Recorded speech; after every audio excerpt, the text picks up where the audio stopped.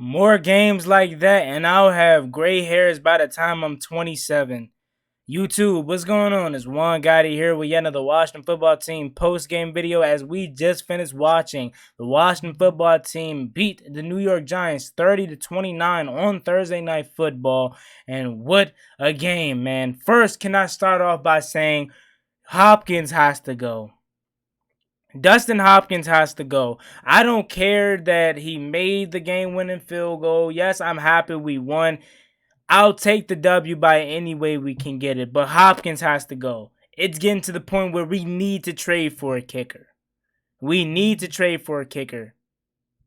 The Giants were literally helping this man by getting a neutral zone infraction, if not once, twice, and then moved it up to the 43-yard line. And then we got a completion to, I want to say, Adam Humphries also that helped us too. He has to go. He has to go. He's getting too many chances, literally, and he's still missing. He's still missing. 48-yard attempt. He misses. Thank you, Dexter Lawrence. I want to thank Dexter Lawrence personally for jumping off sides. Can I cash shop you some money? I'm broke. But trust me, I will scrap together whatever I can to send to your cash app. Because thank you. You threw the game. Thank you, Dexter Lawrence. I really, really, really, really, really, really appreciate it. Not only did Dexter Lawrence throw the game, so did Darius Slayton. Thank you, Darius Slayton. Can I also give you something too, buddy? Wide open touchdown, you dropped it. Thank you so much. Thank you. But back to Dustin Hopkins. Yes, he made the 43-yarder, but he has to go. He has to go. And the reason why he won't go is because, one, he made this, and two, who else are we going to get out there? We bought in Eddie Pinerio, but he was released on an injury settlement. We had Curry Vekovic last year. Man, screw it. Go get destroying. Go get destroying, man. That dude needs a shot. Bring him on the practice squad. Do something. But Dustin Hopkins, in all seriousness, he has to go. He has to go, man. So getting into this game recap, I want to start by talking about Taylor Heinicke, man. The guy played so good. Taylor Heinicke played so good, man. Let me get these stats up here. Let me get these stats for you. Taylor Heinicke, 34 for 46, 336 yards, 2 touchdowns, and 1 interception. Now I want to talk about the interception before we break down all the clutch moments and passes Heinicke had in this game. The interception, he was looking for Terry McLaurin, but he kind of forced it in there. He had Antonio Gibson wide open in the flats that he didn't throw the ball to. He was trying to force it to Terry McLaurin. Terry McLaurin, he was expecting Terry to sit down, and Terry McLaurin continued to run, and James Bradbury was right there to jump the route. That was one of the few bad plays that I seen by Taylor Heinicke that tonight. But luckily, our defense, we talk about how good our defense should be. Luckily, our defense bent but didn't break. They held him to 3. Another play that Heinicke, and I'm just getting the negatives out the way first before we talk about the positives with Taylor Heinicke. Another negative that I really seen was about 3 or 4 other plays where his passes were just high tonight. Not only was his passes high tonight, he made like 3 passes where he was just trying to force it in there. Like, I would understand if he had like the Cam Newton arm strength, not to say we should bring Cam Newton in here because we shouldn't. But if he had the Cam Newton arm strength, the Patrick Mahomes arm strength, hell, man, even 44-year-old Tom Brady's arm strength, he tried to zip it in there. And he doesn't have that much strength. I'll be 100% honest with you. But he tried to zip it in there, and he couldn't get it to go. Other than that, Taylor Heinicke balled out, man. Taylor Heinicke balled out. Ricky Seals-Jones, man. Ricky Seals-Jones. His only reception was for a touchdown. Let me backtrack before I talk about Ricky Seals-Jones. That play prior to that, J.D. McKissick, you see what happens when you get him the ball. Scott Turner, get 41 in the game more. You have him lined up against a linebacker. He runs a out, then up route, and he's wide open. Perfect ball by Taylor Heinicke. Then the very next play, A ball in the back of the end zone to Ricky Seals-Jones. A great catch away from his body. Got his toes down in the back of the end zone. Touchdown. A great ball by Taylor Heinicke. Man, how good is he? How good is he only in his second start, man? How good is Taylor Heinicke? Y'all know who I'm about to talk about next. Terry McLaurin. My God, I love Terry. You guys know that's my favorite player. Terry McLaurin was tearing James Bradbury to shreds, man. Yes, James Bradbury got an interception. Hats off to James Bradbury. But Terry McLaurin was killing that secondary, more notably James Bradbury.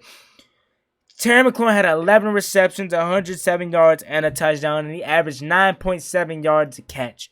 You see what happens when you get your playmakers the ball early and often. You see what happens when you get your best player on offense the ball early. He gets to get in the groove. You know, we did a terrible job at that last week versus the Chargers. He didn't have a reception until the second half. But you see the difference when you get him the ball early. It allows him to get settled, get in a groove, and he carved these boys up for 107 and 11 receptions. Antonio Gibson, 13 carries for 69 yards, had a solid day. Had some strong runs down the stretch of the game. Had some strong runs. Our second leading receiver was J.D. McKissick with 5 receptions, 83 yards, 16.6 yards of reception. A heavy dose of that being by that one deep shot down the sideline that he caught. After that, Logan Thomas, 5 receptions for 45 yards, and Adam Humphrey, 7 receptions for 44. De'Ami Brown, 3 receptions for 34. Ricky Seals-Jones, 1 reception for 19. Man, what a game, man. What a game. Taylor Heinicke sharing the sugar. Sharing the sugar all around, and man, how good did he look. Just take that one interception out of there. Because if that wasn't for that interception, he would have been perfect. Take that one interception out of your brain. Act like it didn't happen. Poof, it went away. Right? He looks good. He looks like an NFL quarterback that could be here for multiple. You know, I don't want to get too ahead of myself. It's only one game. 2, really, because the Bucs game. But it's only one game. I want to get too ahead of myself. But man, he looked really good. Before I get into my notes to close out the video, I want to talk about this defense a little bit. What happened to this defense being top 5 in elite defense? Now, I knew we were going to face some challenges going up against the Justin Herberts, and it's still early. Let me say that. It's still early. It's still time to get it turned around, so I don't want to get too ahead of myself. But I knew we were going to face some challenges going up against the Justin Herberts, the Patrick Mahomes, the Tom Brady's, the Josh Allens next week, the Aaron Rodgers, the Jameis Winstons, who had a solid game, even though he shouldn't be in that category with all those other guys. But you get what I'm saying. Dak Prescott twice. Derek Carr. You know, I knew we were going to face some struggles going up against those guys. But Daniel Jones, let me get their stats up here for you. We let Daniel Jones go 22 for 32, 249 yards, a touchdown, and he killed us on the ground with about 100 yards rushing. He was their leading rusher with 9 carries for 95 yards. 9 carries, 95 yards for Daniel Jones.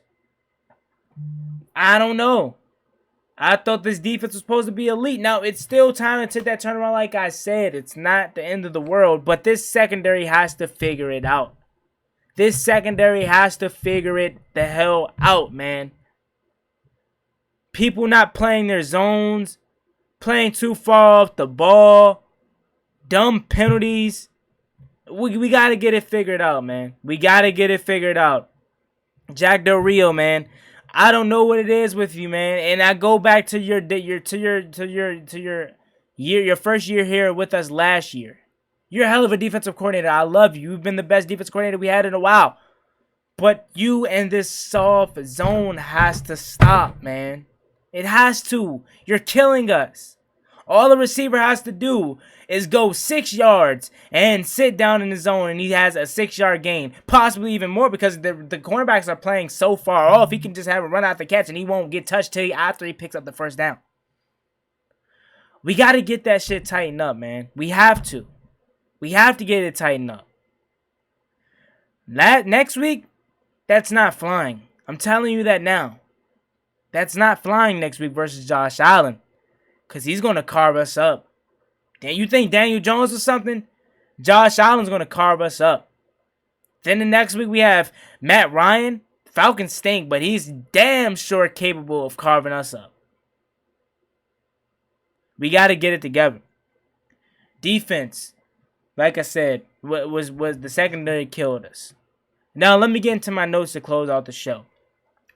The first note that I took down was that BS roughing the passer call on Chase Young. To open the game up, really. Just to kick off the game, the early parts of the game. Chase Young, I believe he gets a sack or he gets just a hit on Daniel Jones. And they call a pass interference, or not a pass interference, sorry, a roughing the passer on Chase Young.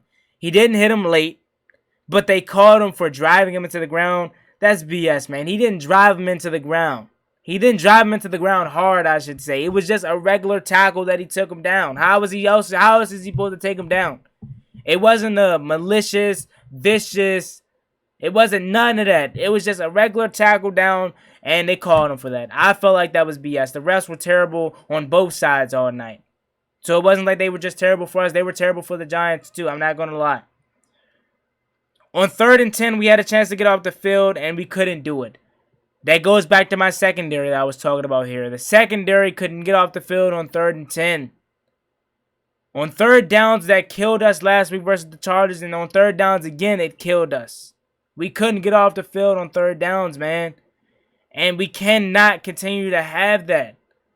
Must I say the list of quarterbacks we are playing this year? Dak Prescott twice, Derek Carr, Patrick Mahomes, Aaron Rodgers, Tom Brady. You guys know the list. Josh Allen this next week. I don't need to keep saying it. We have to get off the field on 3rd down, man. Sam Cosmi with a dumb penalty.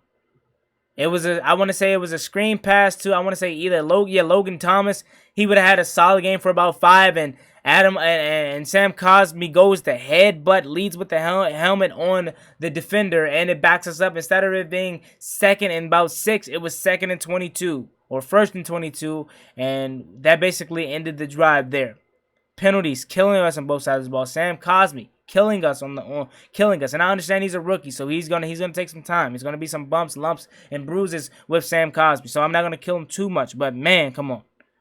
Daniel Jones, I just said it earlier in the beginning of the video. The guy had 95 rushing yards, and he was killing us on the read option. I don't know how many times he ran that play to when we were going to figure it out. He was keeping it every single time they ran it, and we couldn't figure it out. Landon Collins not containing good enough. Letting them beat him to the edge, and he ran down the sideline. Does that look like something that happened last year? Yes, because it did happen last year. I know you guys remember that game. I want to say it was in the Meadowlands I want to say it was Landon Collins that got beat around the edge too. He was killing us with his legs. And it's not going to get any easier with us facing Josh Allen next weekend, because we know he can run. Chase Young with the neutral zone infraction. Penalties killed us again. We can't have that when we're trying to get off the field, man. We can't have that. We can't give them a free 5 yards. Landon Collins with the penalty on Kyle Rudolph. I believe it was pass interference. You can't hold him. Once again, another dumb penalty. We cannot have that when we're trying to get off the field. Kendall Fuller on 3rd down. A pass interference. We cannot have that. We have been terrible on 3rd down. We cannot have those when we're trying to get off the field here. We can't. We can't afford it. We're not that good to make up for those penalties. Or at least I thought we were good enough, but it looks like we're not. Sam Cosmi holding flag. Another penalty. You see all these notes here that I took down were penalties. We can't have them on offense and on defense. We cannot have them, man. We can't. They're killing us. Scott Turner play call on 2nd and 10 after a good run by Antonio Gibson. He goes to run it again. And it goes nowhere. He is so predictable. I like the things Scott Turner is doing, man. I like what he's doing. He has some lumps throughout the game where it's like, why, Scott? Hence, i.e., this 2nd and 10 call, why are you running it again, being predictable, right? I understand what he's trying to do. He's trying to feed Gibson because he had a good run the first play, but you can't be predictable. I swear to God to you, if Scott Turner becomes unpredictable, he's going to be one of the best offensive coordinators in all of football. When you go for my next comment here, or my next note that I wrote down here, was wide open Darius Slayton drops it. Blown coverage. Thank you, Darius Slayton, for dropping the pass, right? I understand you dropped the pass, but I'm pissed at our secondary. Why is he wide open? A blown coverage by the safety. Who was supposed to be over top of that? You see William Jackson playing his zone, and he passes him off, not knowing a safety is right there. He's expecting a safety to be right there, and he wasn't. What are we doing here, man? You know what I'm saying? Some more notes that I wrote down is, I understand you're trying to cover the sticks, but why is the coverage so soft knowing Graham Gano has been money all night? So I want to say it was on the third down where we sacked Daniel Jones. We allowed him to run for about 7 or 8. And he got in the field goal range for Graham Gano, and he was money all night. He hit a 55-yarder like it was nothing. He was money all night. You remember when we had Graham Gano? I do. He was money all night. And then to close out the video, I already talked about this. It was the last notes that I wrote down was Taylor Heinicke hits McKissick on the sideline for the deep ball, then Ricky Seals-Jones for the touchdown, man. Heinicke, man, how good is he? Kyle Rudolph killed us. First week, it was Jared Cook. Kyle Rudolph killed us. We've been having these problems with covering tight ends since about 2014-15. Next week, we have Dawson Knox, so it gets no easier. But there you have it. That is my post-game recap. Let me know how you guys are feeling. I am hyped. I'll take it any way I can get it. Dustin Hopkins, you're still not good. We need a new kicker. Thank you, Dexter Lawrence. Thank you for this win. As always, it's me, boy Juangotti. Like, comment, subscribe. Hail to the Washington football team. Washington is 1-1 on the season. We have 10 days before we have to head to Buffalo to play the Buffalo Bills up in Orchard Park. It's your boy Juangotti. Like, comment, subscribe. Hail to the Washington football team. I'm out. Peace. Let's go.